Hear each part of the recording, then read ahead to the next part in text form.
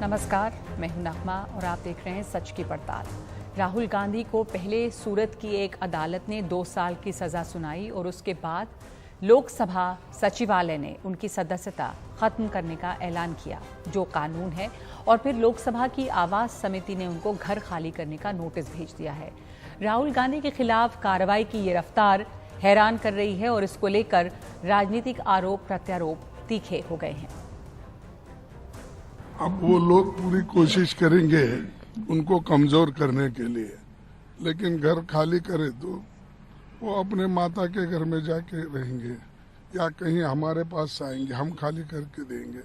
ऐसा घर खाली करके डराने का, धमकाने का, ह्यूमिलेट करने का, ये जो गवर्नमेंट का एटीट्यूड है, इसको मैं कंडम करता हूँ। लोग दूसरों को ह्यूमिलेट करने के लिए ये चीज करते हैं, ऐसे एटीट्यूड को मैं कंडम करता हूँ।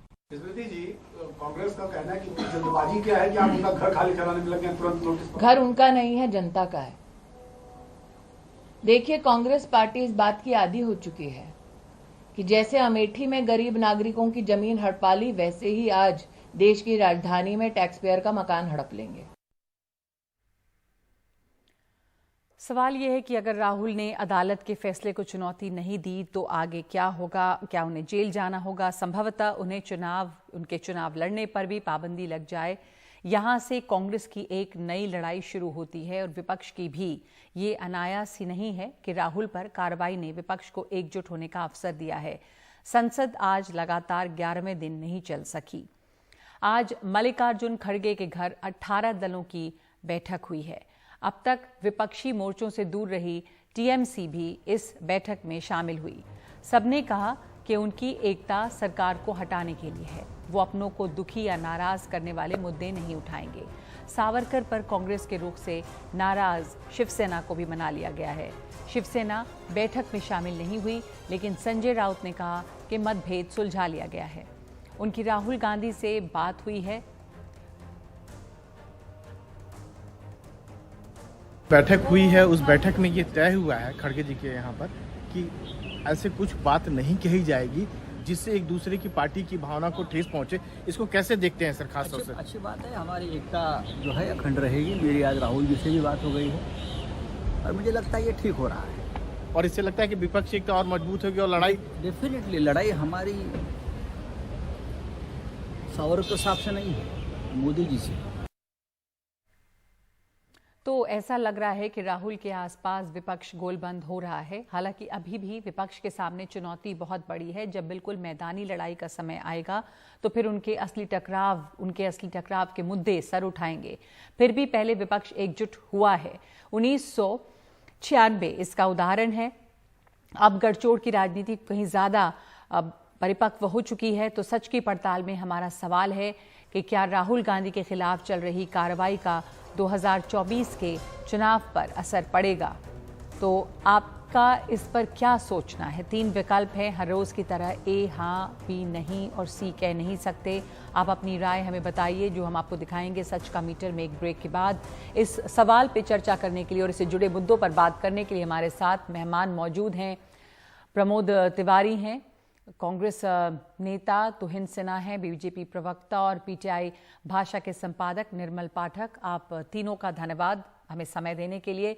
मैं आपसे शुरुआत करना चाहती हूं निर्मल जी पहले कि बतौर एक एनालिस्ट, एक पत्रकार, आप दूर से जब इसे देख रहे हैं जो हो रहा है, राहुल गांधी के खिलाफ बड़ी तेजी से कार्रवाई और कानून के तहत है, उनका डिस्क्वालिफिकेशन जो है, लेकिन इसका असर चुनावों पे क्या पड़ता है? राहुल गांधी की अपनी राजनीति पे क्या पड़ता है? जब वो भारत जोड़ो यात्रा में निकले थे तो काफी एक मजबूती आई थी उनके पूरे कैंपेन में।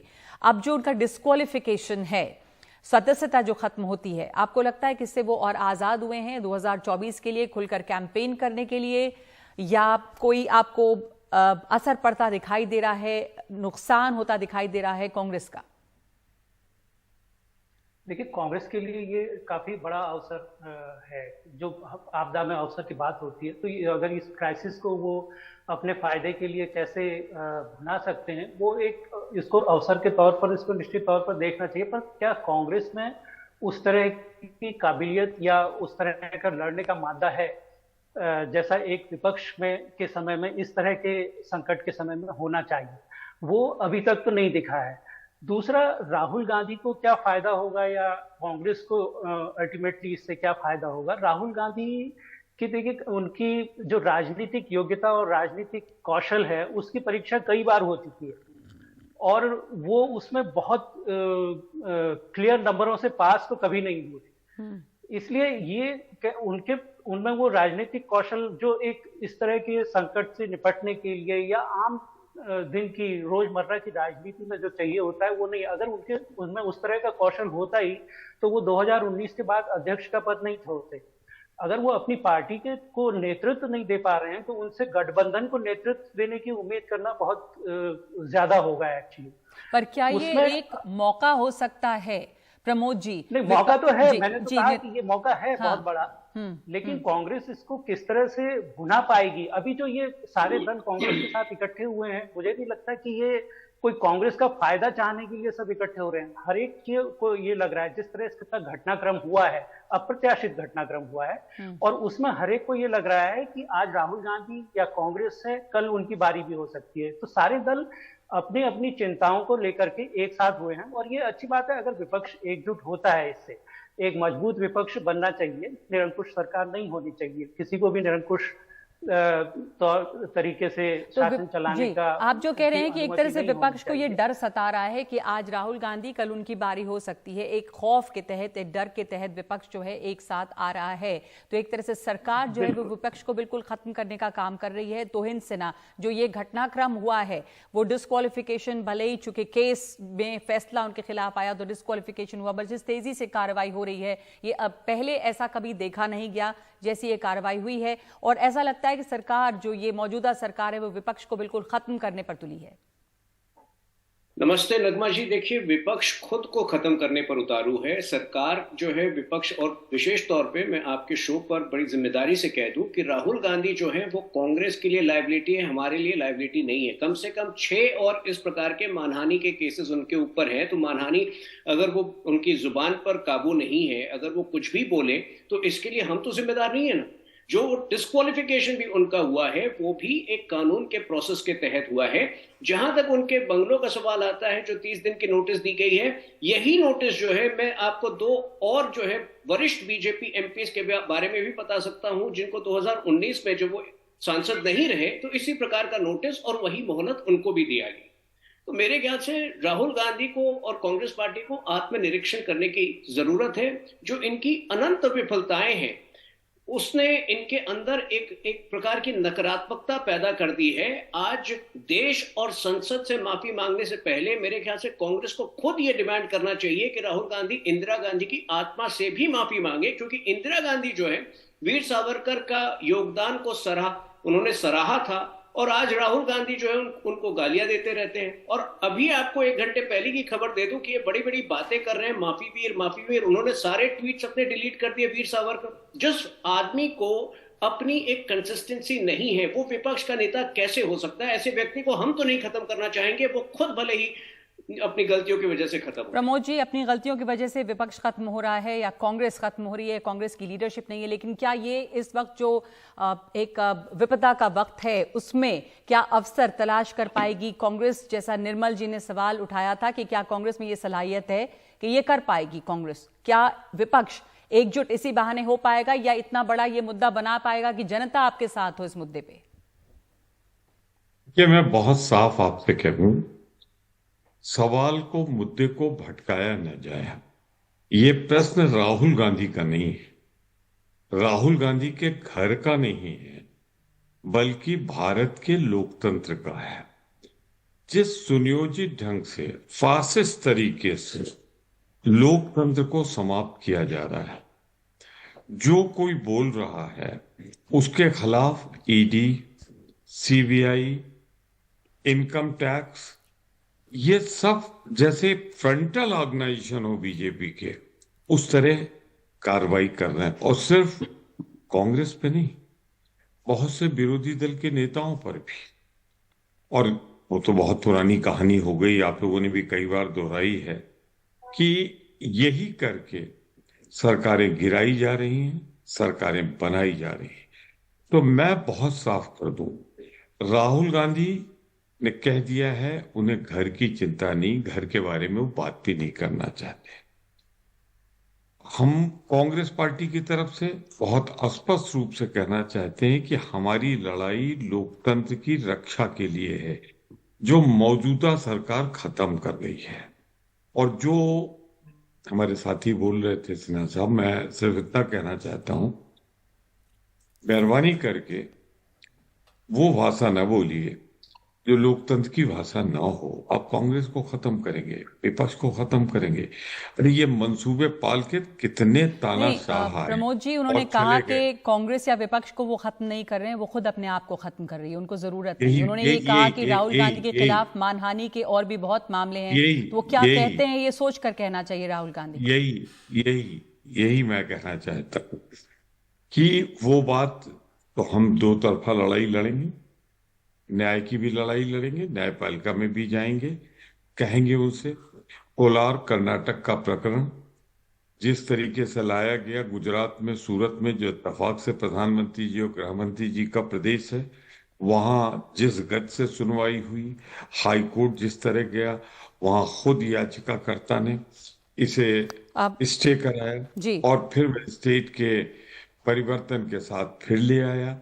ये सारी बातें हम रखेंगे, जुडिक्शन की बात भी रखेंगे, फैक्ट की बात भी रखेंगे, पर एक बात मैं खुद क्रिमिनल प्रमोद जी आपसे और तुहिन जी बोलिए। जब मैं खत्म कर रहा हूं, 50 सालों में इस दफा में कभी भी क्या 2 साल की मैक्सिमम सजा दी गई है?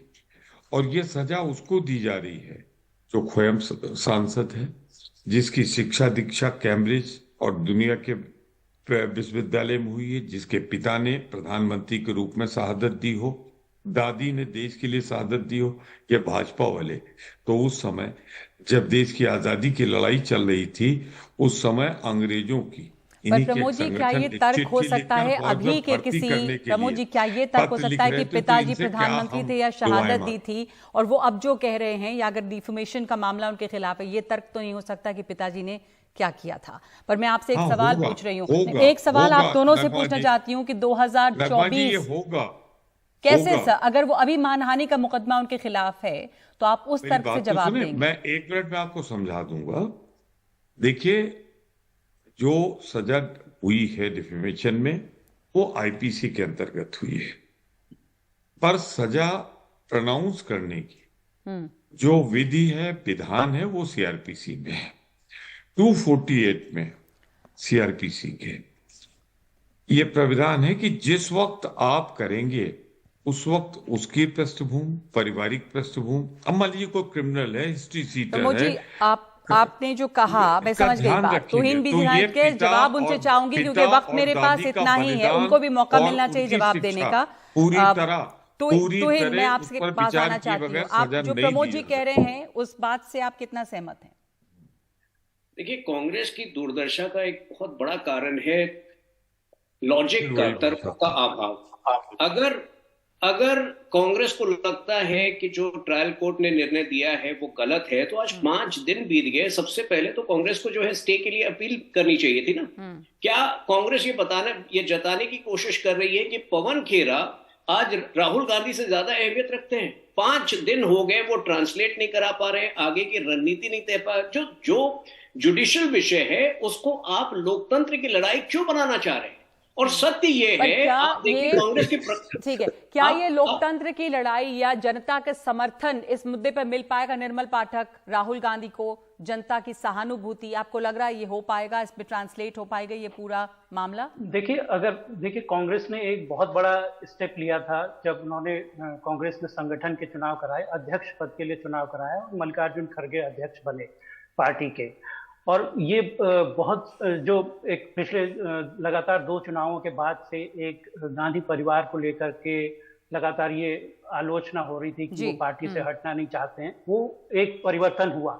लेकिन उसके बाद जिस तरह से परिवार फिर से पार्टी पर हावी हो रहा है, मुझे नहीं लगता कि उससे कांग्रेस को कोई बहुत फायदा हो रहा है। अब मल्लिकार्जुन खड़गे अध्यक्ष बने हैं तो उनके, अब आप देखिए भारतीय जनता पार्टी तो पूरे चुनाव में लग गई तैयारी में अपनी, बिल्कुल। लेकिन कांग्रेस राहुल गांधी और परिवार के पीछे खड़ी हो गई है अभी भी। तो ये, क्या राहुल अपनी गांधी के तैयारियां साथ करने जो के बजाय जी राहुल गांधी के साथ जो अभी हो रहा है, क्या उससे वो सहानुभूति जगा पाएंगे, जनता उनके साथ आ पाएगी, ये सवाल बना हुआ है इस वक्त। इतना ही वक्त है मेरे पास चर्चा के लिए। धन्यवाद आप तीनों का। मल्लिकार्जुन खड़गे जी एक योग्य व्यक्ति है। इतना ही हमारे पास वक्त है अभी, इस चर्चा को हम आगे और नहीं ले जा सकते, पर हमने सवाल आपसे जो पूछा था कि क्या राहुल गांधी के खिलाफ चल रही कार्रवाई का 2024 के चुनाव पर असर पड़ेगा, जवाब हम आपको दिखाएंगे एक ब्रेक के बाद। सच का मीटर क्या कहता है।